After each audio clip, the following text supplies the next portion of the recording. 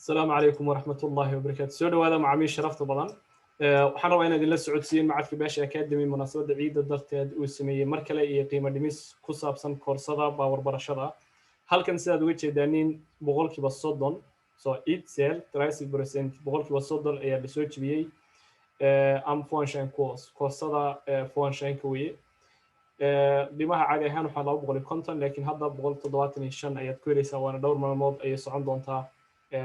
angaboodkani ama qiimo jibintani. So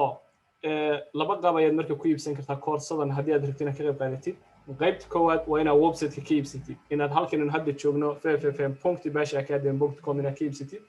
sidaad uga iibsan kartidna caadi ahaan iyadkaafan ha ku dhifan sababtoo ah adiga ma aad registraysnid marka hore waxaan ku dhifanaynaa registriyaan meeshan cas ayaan ku dhifanaynaa dabadna sidan ayaynu buuxbuuxinaynaa magacaaga oo dhammaystiran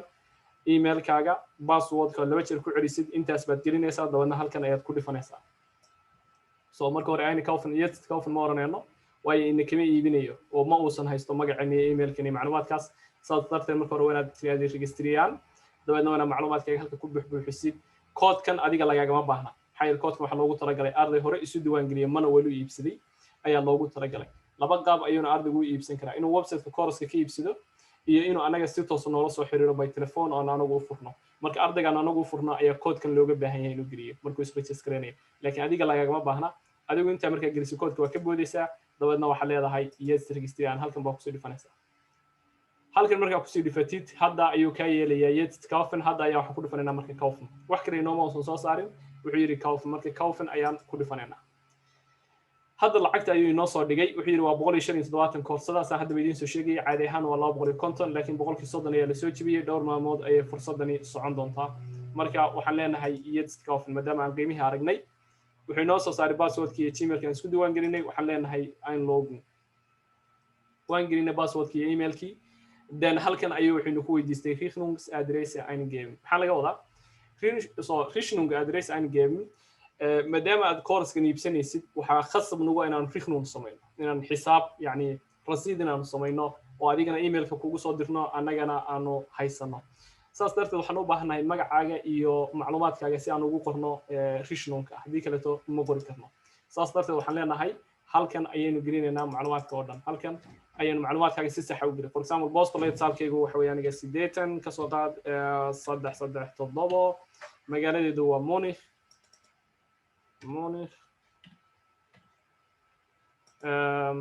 halkan waa iska society address labaad hadaan leedahay laba address hadda digintay xagga xagga kala gelin kartaa laakiin anigu hal address kaliya aan leeyahay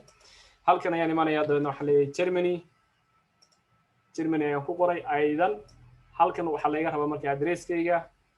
postulate saalkayga magaaladeeda iyo wadankayga magacaaga hore ayaad soo gelisay iyo emailkaaga waan haysanaa dabadna halkan hoose ayaa ku dhifanaysaa buttonkan waxa leedahay Python inta marka ku dhifatid halkan ayaynu nimi hadda wuxuu ku leeyahay labadan kuma ayaad lacag ku bixinaysaa labadu waa kay isugu mid ka hadda ku bixisid cash ayaan ku xisaabinaynaa ka hadda ku bixisidna bank ayaan ku xisaabinaynaa labada jeer bar rechnunka oo ku sameeynaa mar rechnunka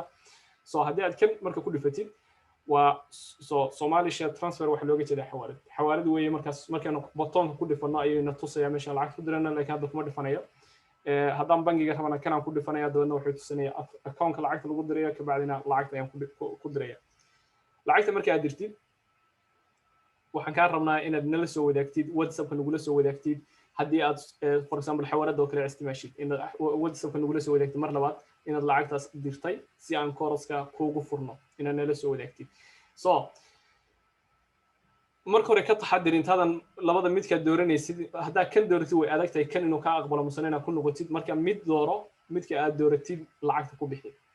haddii ay kugu adkaato markasta telefoonka aad nagala soo xiriiri kartaa nin khayr badan ayaan idin rajaynayaa waxaan rajaynayaa fursadaasi qiimaha badan inaad ka faa'iidaysatid inaad koorsada oo dhan 175 ku heshid haddana 28 maalin casharada lagu qaybsiyo abkii uu ku dheeryahay oo hal sano telefoonka kugu jirayo waa fursad cajiib ah khayr badan ayaan idin rajaynayaa iyo ka faa'iidaysi wacan iyo waliba ciid mubaarak السلام عليكم ورحمة الله وبركاته